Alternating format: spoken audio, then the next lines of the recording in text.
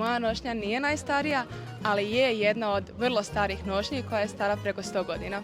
Včera ćemo vidjeti nošnje Zlatare, cijele Slavonije, Baranje, bit će 2 nošnje iz Bačke. Što se tiče slavonskih nošnji, bit će Brodsko-posavska županija, Đakovština, Bizovac, Županja, Cvelferija, Vinkovački kraj, Srijem, biti će i Bosanska Posavina, Tolisa. Zlatare su najsvečaniji tip nošnji i šokice su se spremale u svatove, u crkvu, na najveće crkvene blagdane i one su bile u najbogatijem ruhu.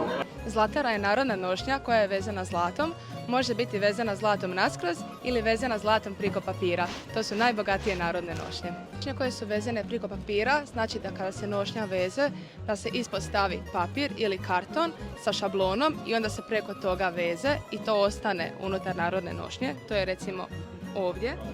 I onda iznutra ne možete vidjeti zlatom, a kada je vezano zlatom naskroz, to je da konac odmah ide kroz tkaninu i onda se i s unutrašnje strane vidi zlatovez.